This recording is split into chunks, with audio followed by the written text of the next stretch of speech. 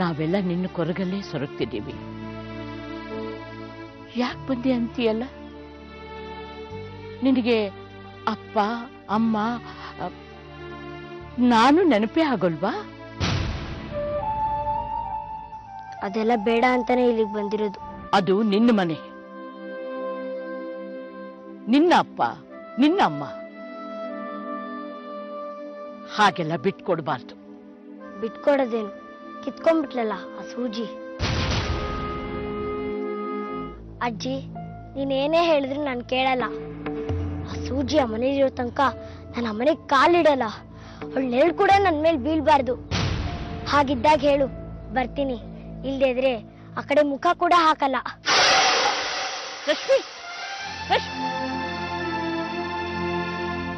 ನಾನು ಮೊದಲೇ ಪಡ್ಕೊಂಡೆ, ನನ್ನ ಮಾತು ನೀವು ಕೇಳಲಿಲ್ಲ. ಸ್ವಾಮೀಜಿಯವರ ಅನುಗ್ರಹ ಬೇಕು.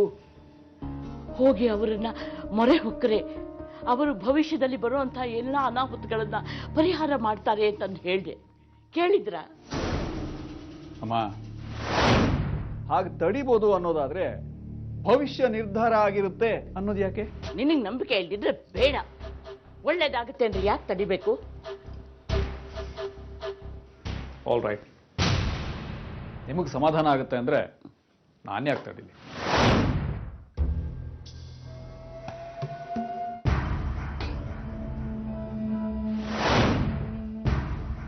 ಏನ್ ನೋಡ್ತಾ ಇದ್ಯಾ?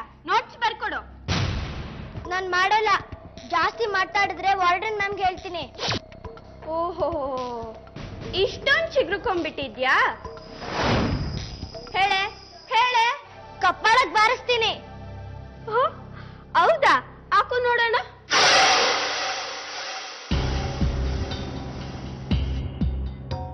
ಇನ್ನೊಂದ್ ಮಾತಾಡಿದ್ರೆ ಇನ್ನೊಂದ್ ಕಪ್ಪಾಳಕ್ ಬಾರಿಸ್ತೀನಿ.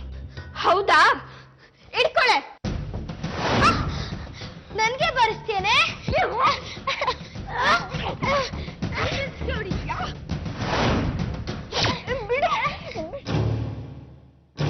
Stop it. What's happening here?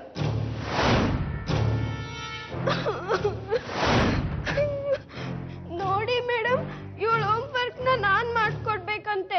ನಾನ್ ಹೇಳ್ದೆ ನೀನ್ ಇನ್ನು ಜೂನಿಯರು, ನಾನ್ ಹೇಳ್ಕೊಡ್ತೀನಿ ಅಂತಂದ್ರೆ ಅದೆಲ್ಲ ನನಗ್ ಗೊತ್ತಿಲ್ಲ, ನನ್ ಹೋಮ್ವರ್ಕ್ ನೀನೇ ಮಾಡ್ಕೊಡ್ಬೇಕು ಅಂತಂತಾಳೆ ಮೇಡಮ್.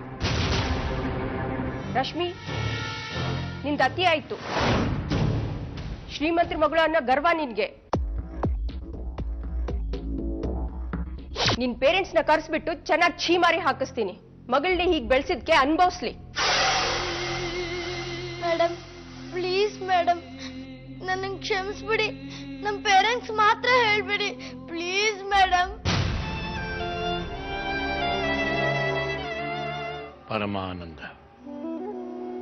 ಅತ್ತೆ ಸೊಸೆಯರಲ್ಲಿ ಸೌಹಾರ್ದ ಮೂಡಿರುವುದು ಪರಮಾನಂದ. ಮೊನ್ನೆ ನಿನ್ನ ಪತಿಗೆ ಉಂಟಾದ ಅಪಘಾತ ಪ್ರಾಣಕಂಟಕವೇ.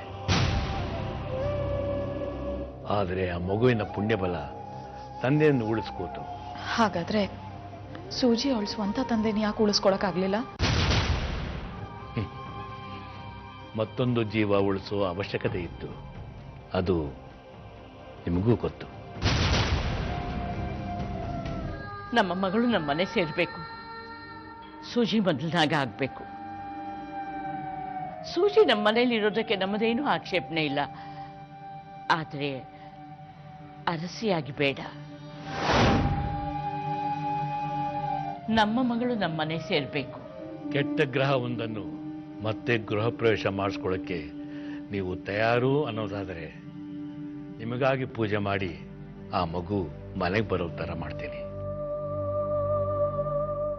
ದಯವಿಟ್ಟು ಹಾಗೆ ಮಾಡಿ ಸ್ವಾಮಿಗಳೇ. ಈ ನಿಮ್ಮ ಯೋಚನೆಯೇ ಮನೆಯ ಯಜಮಾನನಿಗೆ ದೊಡ್ಡ ಗಂಡಾಂತರ ತರಲಿದೆ. ಅದನ್ನು ನಾವು ನಿವಾರಣೆ ಮಾಡ್ತೀವಿ.